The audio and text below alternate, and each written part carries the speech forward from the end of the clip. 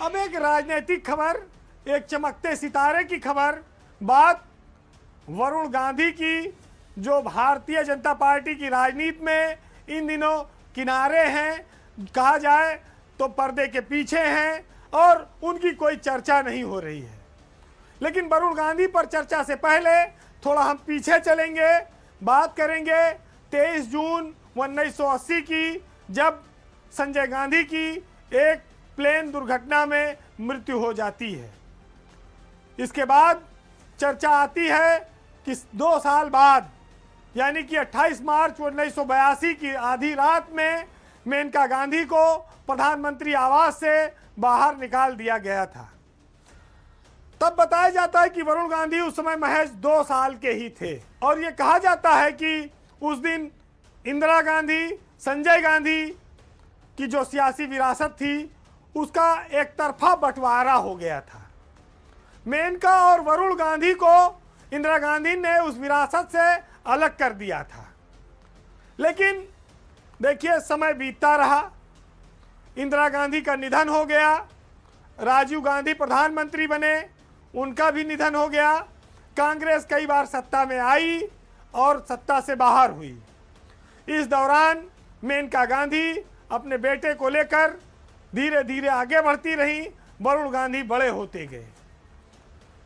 वरुण गांधी जैसे जैसे बड़े हुए, उन्होंने अपने पिता की, अपने परिवार की उस राजनीतिक विरासत को थामने की कोशिश की। कांग्रेस की विचारधारा के इतर मेनका और वरुण ने हिंदुत्व की ओर हाथ बढ़ाया और भाजपा का दामन थामा।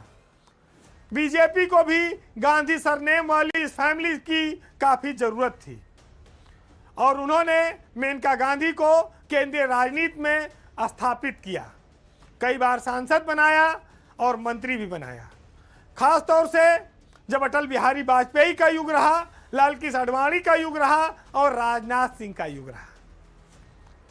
इसी बीच वरुण गांधी भी युवा राजनीति के एक प्रतीक बनकर उभरे पूरे देश में और उनका जो उभार था वो इतनी तेज था, इतना प्रवाह लिए हुए था कि वो पूरी दुनिया में, पूरे देश में लोगों की निगाहों में फायर ब्रांड नेता की तौर पर चमकने लगे। वो पीलीभीत से जब बोलते थे तो पूरे देश में हाहाकार मचने लगा। एक समय ऐसा भी आया कि बीजेपी में जो संगठन है उसने वरुण गांधी को अपना सबसे बड़ा चेहरा मानना शुरू कर दिया था और ये सब कृपा हुई जब राजनाथ सिंह अध्यक्ष बने तो उस समय वरुण गांधी के सितारे दिन ब दिन बुलंद होते जा रहे थे और कहा यहां तक जाने लगा, ऐसा वक्त आ गया कि वरुण गांधी उत्तर प्रदेश के अगले मुख्यमंत्री हो सकते हैं। यानी कि बीजेपी की सरकार बनती तो वरुण गांधी यूपी के सीएम बन सकते थे।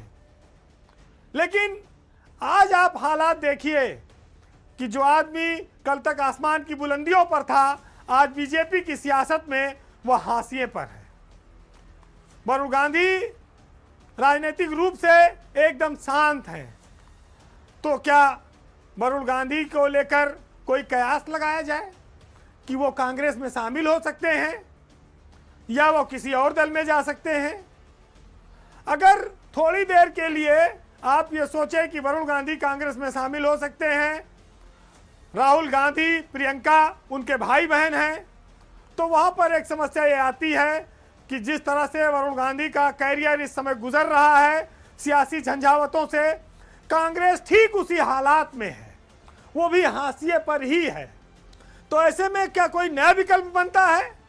अखिलेश यादव क्या वरुण गांधी के लिए नई उम्मीद हो सकते हैं? क्या वरुण गांधी समाजवादी पार्टी में जा सकते हैं?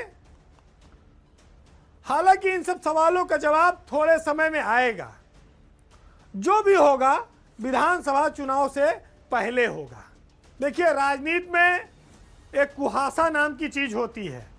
जैसे जब कहते हैं ना कि आज बहुत ज़्यादा कोहरा है इसलिए चीज़ें साफ दिखाई नहीं पड़ रही हैं, इसी के लिए वरुण गांधी क्या करेंगे, थोड़ा इंतजार करना पड़ेगा। बीजेपी गांधी परिवार के इस चमकते सितारे को लगभग भुला चुकी है। आप ये भी कह सकते हैं कि वो इससे छुटकारा पाना चाहती है।